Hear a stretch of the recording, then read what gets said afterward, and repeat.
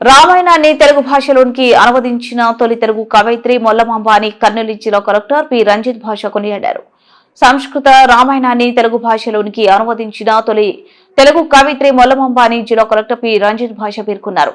గురువారం కలెక్టరేట్లోని mini conference హాల్లో BC సంక్షేమ శాఖ ఆధ్వర్యంలో తొలి తెలుగు కవయిత్రి ఆతుకూరి మొల్లమాంబ జయంతిని పురస్కరించుకుని వారి చిత్రపటానికి పూలమాల వేసి జిల్లా కలెక్టర్ నివాళులర్పించారు.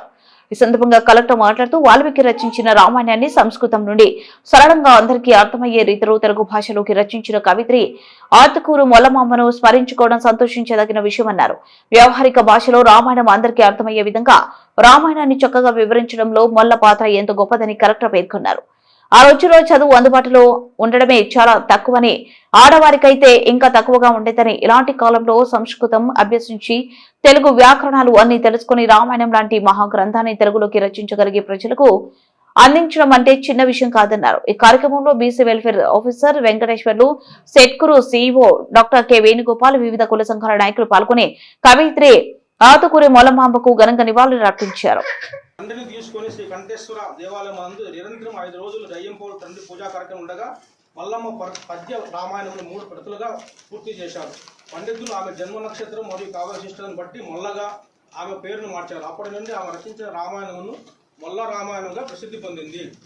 మొల్లమాంబ గారి మొదటి రామాయణ ప్రతి వారి తాతకాలం ఇంటి నుండి దైవ చింతన గల వారి బంధువుల ద్వారా గుంటూరుకు, తర్వాత హైదరాబాద్లోని విశ్వవిద్యాలయానికి చేరినది. దానిని అప్పటి విద్యామంత్రి వారైన శ్రీ అప్పారావు గారు ఊటుకూరి లక్ష్మీకాంతమ్మ గారిని ముద్రణ గావించమని చెప్పడం వల్ల మొల్ల రామాయణం ముద్రణ జరిగింది. తాళపత్రాలు విశ్వవిద్యాలయం మ్యూజియం నందు ఉన్నట్టు తెలుస్తున్నది.